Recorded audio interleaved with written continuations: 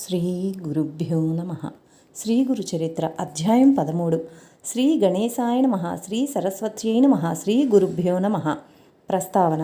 ఈ 13, 14, 15 అధ్యాయాలలో శ్రీగురుడు శిష్యులకు ఆశ్రమధర్మాలను వివరించి విధిస్తాడు. పరమపురుషార్థ ప్రాప్తికి ధర్మం పునాది లాంటిది. అట్టి ధర్మానికి శృతి, స్మృతి, సదాచారము, ఆత్మసంతృప్తి అన్నవి 4 ప్రమాణాలు. కనుక సూక్ష్మమైన బుద్ధి మొదటి రెండింటిని హృదయగతం చేసుకుని సందేహాస్పదమైన అంశాలలో సత్పురుషుల ఆచారాన్ని స్వీకరించాలి. ఈ మూడింటికి సమ్మతమైన ధర్మాన్ని తెలుసుకొని సత్వశుద్ధి చేత శ్రద్ధతోనూ తృప్తిగాను ఆచరించగలగడమే 4వ ప్రమాణం. కానీ శృతులకు అర్థం చెప్పగలవారు, వాటి పరంగా స్మృతులను అన్వయించగలవారు ఎవరు? అంత నిర్దుష్టంగా వాటిని తెలిసి ఆచరించి కృతార్థత నొందినవారే సత్పురుషులు గనుక వారి వాక్యాలే ఆచరణయే ప్రమాణం. కనుక ధర్మాన్ని కూడా వారి వద్దనే నేర్వాలి. అది తెలపడానికి ఈ అధ్యాయంలో శ్రీ నృసింహ సరస్వతీ స్వామి స్వయంగా శిష్యులకు ఉపదేశించారు. ఆయన వలె ఆశ్రితులకు సర్వాపదల నుండి అభయం ఇవ్వగలవాడే సద్గురువు. ఆయన ఏ 4 పురుషార్థాలకు ఉత్తమమైన మార్గం తెలపగలవాడు, ప్రసాదించగలవాడు. సన్యాస ధర్మాలను శ్రద్ధతో పరిశీలించి వాటిని ఆచరించడానికి సంసిద్ధులైన వారే తురియాశ్రమాన్ని స్వీకరించ యోగ్యులని ఈ అధ్యాయం తెలుపుతుంది. అలా సుఖదుఖాలకు లొంగక ధైర్యంతో స్వధర్మాన్ని ఆచరించగలగాలంటే కూడా సద్గురుని అనుగ్రహమే శరణ్యం. కథారంభము. శ్రీగురుని కథ శ్రద్ధగా విని పులకించిపోయిన నామధారకుడు సిద్ధమునికి నమస్కరించి, స్వామి, ఈ శ్రీగురు చరిత్ర ఎంత విన్నా తనివి తీరడం లేదు. నా పరిస్థితి లేత పచ్చికను చవిచూచిన ఆకలిగొన్న ఆవువలే ఉన్నది. నేనెంత అల్పజ్ఞుడనో నాకిప్పుడు తెలుస్తున్నది. అజ్ఞానం వలన భ్రష్టుడనై నేనే వెనుక కష్టాలు కొని తెచ్చుకున్నానని, శ్రీగురుని పక్షాన ఎట్టి లోపమూ లేదని తెలుసుకున్నాను. అజ్ఞానాంధకారంలో దారి కనిపించకున్న నాకు జ్ఞానజ్యోతి అయిన మీరే శ్రీగురుని చూపారు. మీ రూపంలో శ్రీగురుడే నన్ను అనుగ్రహించారు. మీరు చేసిన మేలుకు నేనెన్నటికీ మీ రుణం తీర్చుకోలేను. కల్పవృక్షానికి, చింతామణికి జ్ఞానమిచ్చిన వారికి ఏమి చేసి ప్రత్యుపకారం చేయగలము? మీ బోధ వలన నాకు సర్వార్థ సాధకమైన నిరంతర గురుస్మరణ కుదురుతోంది. దయతో అటు తర్వాత శ్రీగురుడు ఎక్కడికి వెళ్ళారో, ఏమి చేశారో సెలవీయండి అని ప్రార్థించాడు. సిద్ధయోగి సంతోషంతో అతని శిరస్సున చేయి పెట్టి, నీ జన్మ ధన్యమైంది. శ్రీగురుని పాదాలు నీ హృదయంలో చోటు చేసుకున్నాయి కనుకనే ఇలా కోరగలుగుతున్నావు. ఇందువల్ల నీవు తరించడమే గాక సాటివారిని కూడా తరింపజేయగలవు. నీవు అడుగుతుంటే మాకు కూడా ఆనందం కలుగుతున్నది అని ఆ వివరాలు ఇలా చెప్పారు. శ్రీగురుడు ప్రయాగలో ఉండగానే వారి మహిమ గురించిన ఖ్యాతి అన్ని దిక్కులా వ్యాపించి ఎందరో ఆయనకు శిష్యులయ్యారు. వారిలో ముఖ్యుడు మాధవుడు, సిద్ధుడు, బాలుడు, ఉపేంద్రుడు, జ్ఞానజ్యోతి, సదానందుడు, కృష్ణుడు అనే 7గురుము స్వామికి ముఖ్య శిష్యులము. మా అందరి పేర్లకు చివర సరస్వతి అనే బిరుదుంటుంది. శ్రీగురుడు మమ్ములను మరికొందరు శిష్యులను వెంటబెట్టుకుని అనేక తీర్థాలు, క్షేత్రాలు పావనం చేస్తూ దక్షిణ దేశం తిరిగి వచ్చి పూర్వాశ్రమంలో తమ జన్మస్థానమైన కారంజా నగరం చేరారు. అప్పుడు వారి తల్లిదండ్రులు, తోబుట్టువులు ఆయన రాకకెంతో సంతోషించారు. స్థానిక జనమంతా ఆయన్ను దర్శించి పూజించారు. వారిలో బ్రాహ్మణులందరూ స్వామిని తమ ఇంటికి భిక్షకు ఆహ్వానించసాగారు. శ్రీగురుడు అందరి ఆహ్వానాలు అంగీకరించి ఒకే సమయంలో అనేక రూపాలలో అందరి ఇళ్లకు వెళ్ళి భిక్ష చేశారు.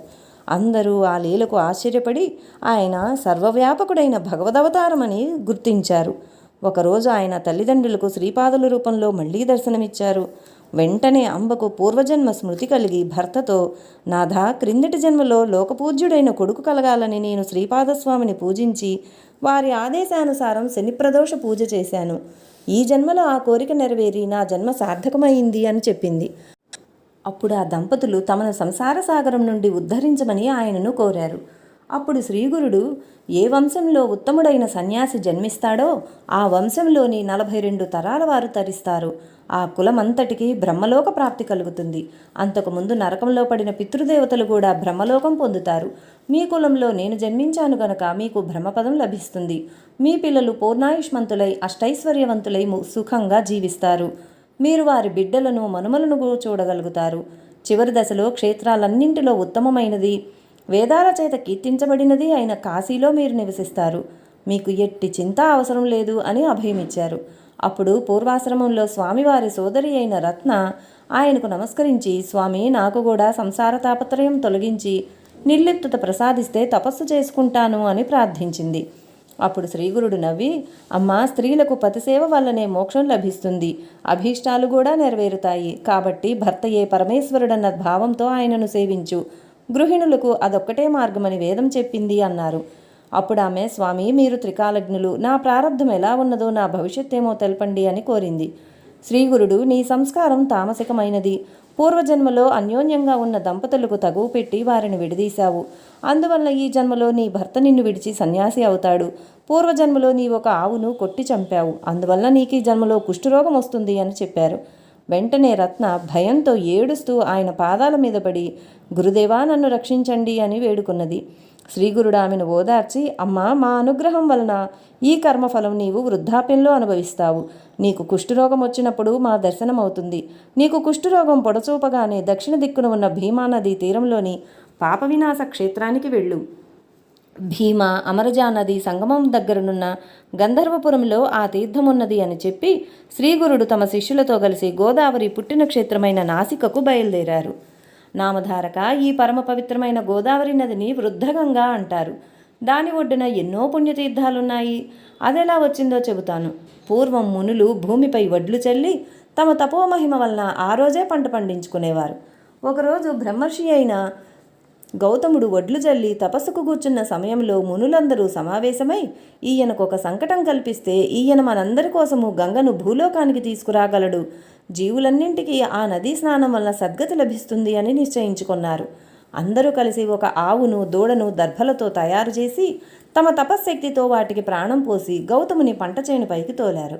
అనుష్ఠానం చేసుకుంటున్న గౌతముడు ఆవును చూచి తన చేతిలోని దర్భతో దానిని అదిలించాడు. వెంటనే ఆ ఆవు మరణించింది. గోహత్య చేసినందుకు ప్రాయశ్చిత్తంగా గంగానదిని భూమిపైకి రప్పించి అందులో స్నానం చేయమని మునులందరూ కోరారు. గౌతముడు అందుకు అంగీకరించి తపస్సు చేసి శంకరుని అనుగ్రహంతో గంగను భూమి మీదకు తెచ్చాడు. అందుకే దీనిని గౌతమి అంటారు. అదియే ఈ గోదావరి. ఇది కూడా గంగ ఎంతటి పవిత్రమైనది గనుకనే శ్రీగురుడు దాని పుట్టుక స్థానమైన త్రయంబకానికి వచ్చారు. తర్వాత ఆయన ఆ నది యొక్క రెండు తీరాలలోనున్న పుణ్యక్షేత్రాలను దర్శిస్తూ గోదావరి పరిక్రమం చేశారు. ఆ పర్యటనలో శ్రీగురుడు మంజరీకరం అనే క్షేత్రానికి వచ్చారు. అక్కడ మాధవారణ్యస్వామి అనే ఒక సన్యాసి నరసింహావతారాన్ని పూజిస్తుండేవారు. ఒకరోజు అతనికి ధ్యానంలో తన ఇష్టదైవానికి బదులు శ్రీగురుని దర్శనమైంది.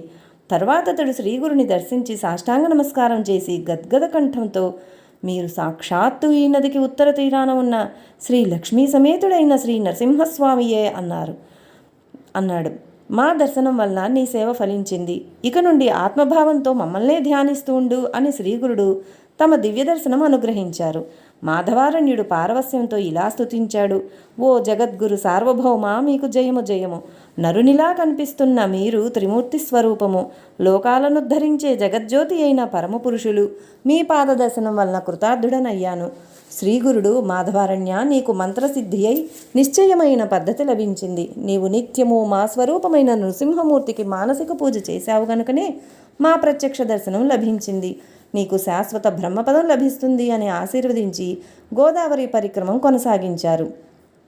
తర్వాత శ్రీగురుడు వాసర బ్రహ్మేశ్వర క్షేత్రం చేరి స్నానానికై శిష్యులతో కలిసి నది ఒడ్డుకు వచ్చారు. ఆ క్షేత్రంలో ఒక బ్రాహ్మణుడు తీవ్రమైన కడుపు నొప్పితో బాధపడుతుండేవాడు. అన్నం తింటే చాలా అతనికి ప్రాణం పోయేంత బాధ కలిగేది. ఒక మహర్నవమి నాటికి అతడు భోజనం చేసి నెల రోజులైంది. ఆ రోజు అతడు కడుపు నిండా భోజనం చేసేసరికి విపరీతమైన కడుపు నొప్పి వచ్చింది. అన్ని జీవులకు ఆధారమైన అన్నం సరిపడకుండా వచ్చాక నేను జీవించడం కంటే మరణించడమే మేలు అనుకుంటూ అతడు ఆ రోజు గోదావరిలో పడి చావాలని నిశ్చయించుకున్నాడు. అతడు తన మెడకు ఒక బండ కట్టుకొని ఆయాసపడుతూ చివరిసారిగా శివుని స్మరించి, స్వామి, నేను పూర్వజన్మలో పేదలకు అన్నదానం చేయలేదో, అతిథులను ధిక్కరించానో, ఈ జన్మలో భూమికి భారమయ్యాను. ఎట్టి పుణ్యము గత జన్మలో చేయనందువల్లనే కాబోలు ఈ జన్మలో కొద్దిపాటి పుణ్యఫలం కూడా అనుభవించలేదు. బ్రాహ్మణుల జీవనమో, పశువుల గ్రాసమపహరించో, నమ్మిన వారికి ద్రోహం చేశానో, తల్లిదండ్రులను అవమానించానేమో, లేక ఎన్నో జీవులకు నివాసమైన వనానికి నిప్పు పెట్టానో, తల్లిదండ్రులను విడిచి భార్యతో కలిసి మృష్టాన్న భోజనం చేశానో, లేక వధూవరులను చంపానేమో, లేకుంటే అన్నమే గిట్టని ఈ వ్యాధి నాకెందుకు వస్తుంది? ఈశ్వరుని భక్తితో పూజించలేదో, లేక నేను సద్గురువును నిందించానేమో, లేకుంటే నన్నే దైవము ఎందుకు అనుగ్రహించదు అని పరితపించి నదిని సమీపించాడు. సరిగా సమయానికి శ్రీగురుడు తమ శిష్యులతో కలిసి స్నానం చేయడానికి నది వద్దకు వచ్చారు. ఆ బ్రాహ్మణుని చూచి ఆయన అతనిని తీసుకురమ్మని శిష్యులను పంపారు. శిష్యులు పరుగున పోయి నీటిలో మునగబోతున్న ఆ విప్రుని బలవంతాన శ్రీగురుని వద్దకు తీసుకువచ్చారు. స్వామి అతనితో, బ్రాహ్మణుడా, ఆత్మహత్య మహాపాపమని తెలిసి కూడా నీవందుకే పాల్పడుతున్నావేమి అని అడిగారు. ఆ బ్రాహ్మణుడు, స్వామి, నన్ను ఈ విషయం అడిగి మాత్రం ప్రయోజనమేమున్నది? పక్షానికి నెలకు ఒక్కసారి భోజనం చేసినా కూడా భరించరాని బాధ కలుగుతున్నది. అన్నం తినకుండా నేనెలా బ్రతికేది? నేను జీవించడం వల్ల భూమికి భారమే గాని ప్రయోజనమేమున్నది అని చెప్పి కన్నీరు కార్చాడు. శ్రీగురుడు, నాయన, క్షణంలో నీ బాధ పోగొట్టగల ఔషధమిస్తాను, భయం లేదు. ముందుగా నీవు నిర్భయంగా రుచికరమైన భోజనం చేయి అన్నారు. ఆ బ్రాహ్మణుడు ఆయనపై విశ్వాసముంచి శ్రీగురునికి నమస్కరిస్తుండగా ఆ గ్రామాధికారి కూడా వచ్చి నమస్కరించాడు. శ్రీగురుడు, నీవెవరు, ఎక్కడుంటావు అని అడిగారు. ఆ గ్రామాధికారి, స్వామి, మాది ఆపస్తంభ శాఖ, కౌండిన్యస గోత్రం. నన్ను సాయం దేవుడంటారు. మా స్వస్థానం కాంచీపురం. కేవలం భక్తి కోసం ఒక యవనరాజు సేవలో సంవత్సరం నుండి పనిచేస్తున్నాను. మీ దర్శనం వల్ల నా జన్మాంతర పాపాలన్నీ నశించాయి. గంగలో స్నానం చేస్తేనే పాపాలు నశిస్తాయి. చంద్రుడు రాత్రి సమయాలలో మాత్రమే తాపాన్ని పోగొడతాడు. కల్పవృక్షం తన నీడను ఆశ్రయిస్తే మాత్రమే కోరింది ప్రసాదిస్తుంది. కానీ ఈ విశ్వాన్ని తరింపజేయడానికి అవతరించిన తమ దర్శనం తక్షణమే పాప తాప దైన్యాలను హరించి ధర్మార్థకామ మోక్షాలను ప్రసాదించగలదు. నా అదృష్టం వలన అప్రయత్నంగానే మీ దర్శనమయ్యింది అని స్తుతించాడు. శ్రీగురుడు అతనిని ప్రేమగా తమ దగ్గర కూర్చోబెట్టుకుని, సాయం దేవా, నేనొక మాట చెబుతాను విను. ఈ బ్రాహ్మణునికి ఉదరశూల రోగమున్నది. భోజనం లేకుండా ఇతడెలా బ్రతుకుతాడు? ఇతని రోగానికి మృష్టాన్న భోజనమే మందు. కనుక నీవితన్ని తీసుకువెళ్ళి మంచి భోజనం పెట్టు అని ఆదేశించారు. సాయం దేవుడు ఆశ్చర్యచకితుడై, స్వామి, నెల రోజుల ఉపవాసం తర్వాత నిన్న ఒక్కరోజు తింటేనే ఇతడు ఆ బాధ భరించలేక ఇప్పుడు ఆత్మహత్యకు సిద్ధమయ్యాడు. ఇతనికి భోజనం పెడితే బ్రహ్మహత్యా పాతకం చుట్టుకుంటుందేమో అన్నాడు. స్వామి నవ్వి, అలా అయితే ఇంకా మంచి మందు చెబుతాను విను. నన్ను మించిన వైద్యుడే లేడు. ఇతనికి పరమాన్నము గారెలతో కూడిన భోజనమే పరమౌషధం. నీవు సంకోచించక ఇతన్ని తీసుకుని వెళ్ళి అలాంటి భోజనం పెట్టు అన్నారు. సాయం దేవుడు ఆయనకు నమస్కరించి శిష్య సమేతంగా శ్రీగురుని కూడా భిక్షకు ఆహ్వానించాడు. అప్పుడు శ్రీగురునితో పాటు అందరము సాయం దేవుని ఇంటికి వెళ్ళాము. ఆ పుణ్య దంపతులు రంగవల్లులతో తీర్చిదిద్దిన మండపాల మీద చిత్రాసనాలు వేసి శ్రీగురుని మిగిలిన అతిథులను కూర్చోబెట్టి రుద్ర సూక్తము మొదలైన మంత్రాలు చదువుతూ శ్రీగురుని సర్వోపచారాలతో పూజించారు. శ్రీగురుడు సంతోషించి, నీ సంతతి వృద్ధి పొందుగాక, నీ వంశస్థులందరికీ మా యందు భక్తి కలుగుగాక అని సాయం దేవుని ఆశీర్వదించారు. ఆ తర్వాత ఆ దంపతులు అందరికీ షడ్రసోపేతమైన భోజనం పెట్టారు. శ్రీగురుని కృప వలన ఉదరరోగి అయిన బ్రాహ్మణునకు ఆ భోజనం అమృతంలా పనిచేసి అతని రోగబాధ మాయమైంది. శ్రీ దత్తాయ గురవే నమః. శ్రీ శ్రీపాద శ్రీవల్లభాయ నమః. శ్రీ నృసింహ సరస్వత్యై నమః. శ్రీ గురుచరిత్ర అధ్యాయం 14. శ్రీ గణేశాయ నమః. శ్రీ సరస్వత్యై నమః. శ్రీ గురుభ్యో నమః. నామధారకుడు, స్వామి, అటు తర్వాత శ్రీగురుడు ఏమేమి చేశారో చెప్పండి అన్నాడు. సిద్ధయోగి సంతోషించి ఇలా చెప్పారు. భోజనాలయ్యాక సాయం దేవుడు శ్రీగురుని పాదాలొత్తుతూ, సద్గురు, మీ పాదసేవ వలన నా జన్మ సత్కర్మలు సార్థకమయ్యాయి. మీ అనుగ్రహం వలన నా పితృదేవతలు కూడా తరించారు. ధన్యుణ్ణి. మాయచేత మానవునిలా కనిపిస్తున్నారే గాని మీరు సాక్షాత్తు భక్తులను ఉద్ధరించడానికి అవతరించిన భగవత్ స్వరూపులే. మీ మహిమ వేదాలకే అంతుబట్టనిది. అట్టి మీకు సేవ చేసే అవకాశం నాకు అనుగ్రహించి నా వంశాన్నే పావనం చేస్తారు. కానీ నాదొక విన్నపమున్నది. ప్రస్తుతం నేనొక కష్టంలో ఉన్నాను. వేరు దారి లేక నేనొక యవనరాజు సేవలో ఉన్నాను. అతడు నరరూపరాక్షసుడే.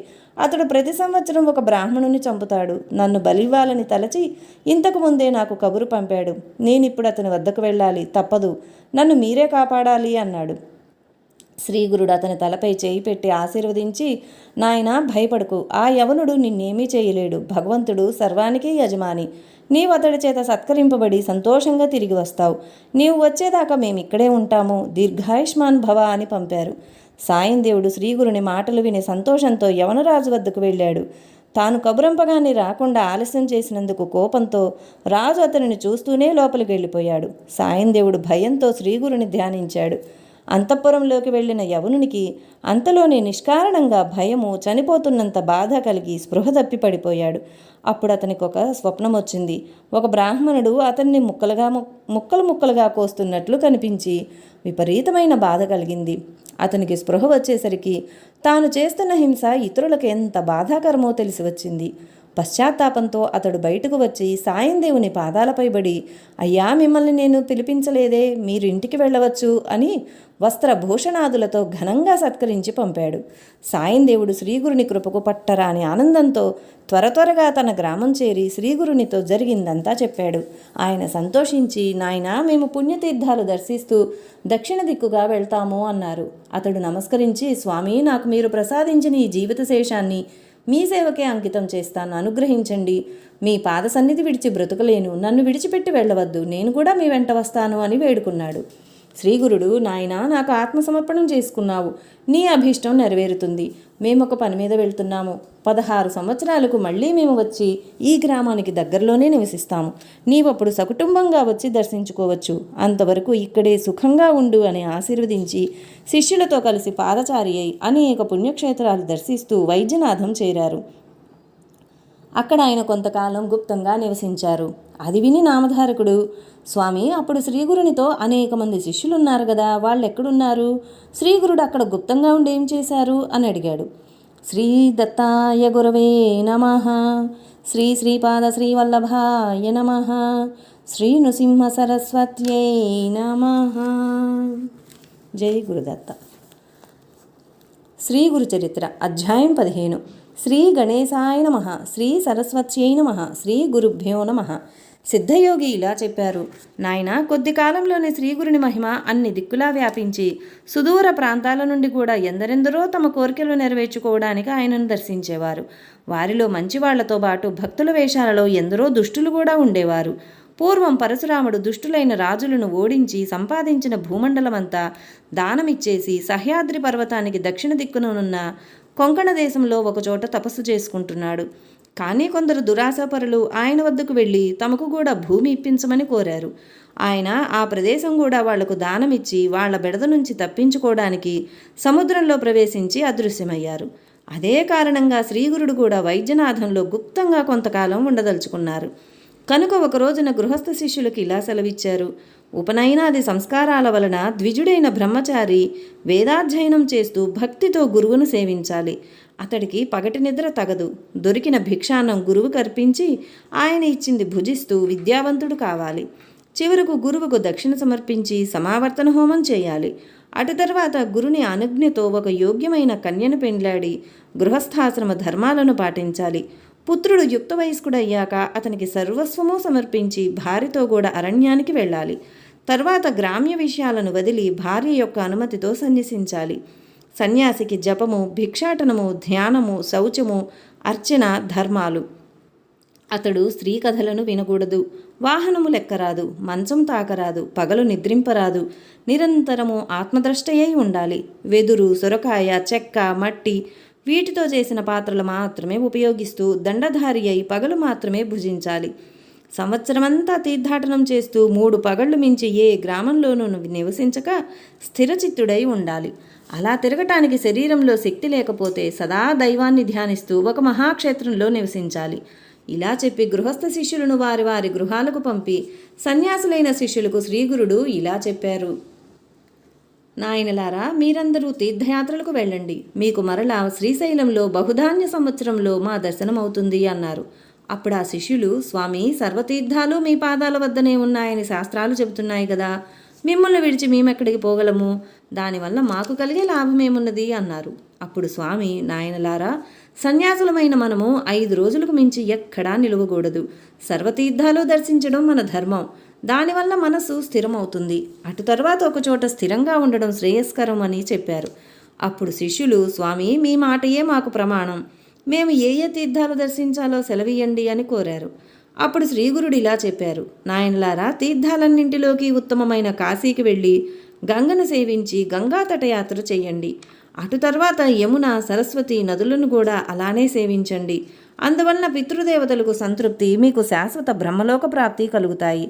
తర్వాత వరుణ, కుశావర్త, శతధృ, విపాస, శరావతి, వితస్థ, అసిక్ని, మరుద్రుధ, మధుమతి, పయస్విని, ఘృతవతి, రేవ, చంద్రభాగ, రేవతి, సరయు, గోమతి, వేదిక, కౌశికి, నిత్యజల, మందాకిని, సహస్రవక్త, పూర్ణ, పుణ్య, అరుణ, బహుద, వైరోచని, పుష్కర, ఫల్గు, అలకనంద మొదలైన నదులలోనూ నదీ సంగమాలలోనూ స్నానం చేసి తటయాత్రలు చేయండి.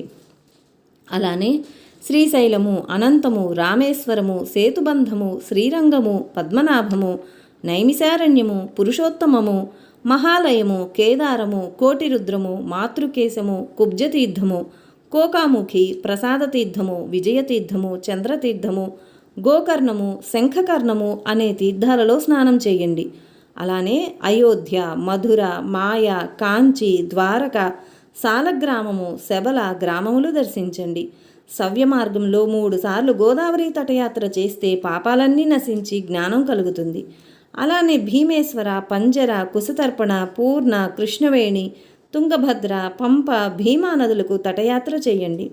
హరిహర క్షేత్రము, పాండురంగ క్షేత్రము, మాతులింగము దర్శించండి. గంధర్వపురము అనగా గాణ్గాపురము ఉత్తమమైన క్షేత్రం.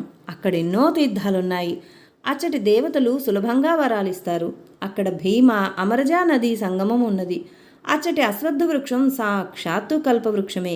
దానికి ఎదురుగా నృసింహ తీర్థము, దానికి తూర్పున పాపనాశ తీర్థము, దాని ప్రక్కనే రుద్రపాద తీర్థము, చక్రతీర్థము, తర్వాత కోటి తీర్థము, మన్మథ తీర్థము ఉన్నాయి. అక్కడనే కల్లేశ్వరుడు ఉన్నాడు. గంధర్వపురం సాటిలేని సిద్ధభూమి గనుక అక్కడ అనుష్ఠానం చేస్తే అతి త్వరగా అభీష్టాలు నెరవేరుతాయి. తుంగ, భద్ర నదుల సంగమం, మలాపహ సంగమం, నివృత్తి సంగమం దర్శించండి. బృహస్పతి సింహరాశిలో ప్రవేశించినప్పుడు గోదావరికి, కన్యారాశిలోకి వచ్చినప్పుడు కృష్ణానదికి, తులారాశిలోకి వచ్చినప్పుడు తుంగభద్రకు, కర్కాటకంలో ప్రవేశించినప్పుడు మలాపహ నదికి పుష్కరాలు వస్తాయి. అంటే గంగానది ఆయా పవిత్ర సంవత్సరాలలో ఆయా నదుల్లో వచ్చి ఉంటుంది కనుక వాటిని సేవించడం ఎంతో మంచిది. అలానే ఆయా నదులు సముద్రంలో కలిసే చోట స్నానం చేయడం వలన ఎంతో పుణ్యం వస్తుంది. కుంభకోణము, కన్యాకుమారి, మత్స్యతీర్థము, పక్షితీర్థము, ధనుష్కోటి, కొల్హాపురము, కరవీరము, మహాబలేశ్వరము దర్శించండి. భిల్లవటి, వరుణ సంగమం, కృష్ణా తీరంలోనున్న ఋష్యాశ్రమం సందర్శించండి. అమరపురం వద్దనున్న కృష్ణవేణి పంచనదీ సంగమంలో 3 రోజులు స్నానము, ఉపవాసము చేస్తే అన్ని కోరికలు తీరడమే గాక పరమార్థం కూడా లభిస్తుంది. యుగాలయము, శూర్పాలయము, కపిలాశ్రమం, కేదారం, పిఠాపురం దర్శించండి. అక్కడ శ్రీ దత్తాత్రేయ స్వామి ఉన్నారు. తర్వాత మణిగిరి, వృషభాద్రి, కళ్యాణనగరం, అహోబిలము దర్శించండి. కర్కాటక రాశిలో సూర్యుడు ప్రవేశించినప్పటి నుండి నదులు రజస్వలలు గనుక వాటిలో స్నానం చేయకూడదు. నదీ తీరాలలో నివసించే వారికి మాత్రమే ఈ నిషేధం వర్తించదు. నదులకు క్రొత్త నీరు వచ్చే రోజులే రజస్వల కాలం. అప్పుడు శిష్యులు ఆయనకు సాష్టాంగ నమస్కారం చేసి వారి ఆశీస్సులు పొంది తీర్థయాత్రలకు వెళ్ళారు. నేను మాత్రం ఆయన సేవ చేయడానికి వారితో కూడానే ఉన్నాను. శ్రీ దత్తాయ గురవే నమః. శ్రీ శ్రీపాద శ్రీవల్లభాయ నమః. శ్రీ నృసింహ సరస్వత్యై నమః. జై గురుదేవ దత్తకు జై. లైక్ చేయండి, షేర్ చేయండి, సబ్స్క్రైబ్ చేయండి. అలాగే కమెంట్ కూడా చేయండి సుమా. సబ్స్క్రైబ్ చేసుకున్న వారు పక్కనే ఉన్న బెల్ ఐకాన్ ప్రెస్ చేసి ఆల్ అని ప్రెస్ చేస్తే నా నోటిఫికేషన్స్ వెంటనే మీకు అందుతాయి. Thank you.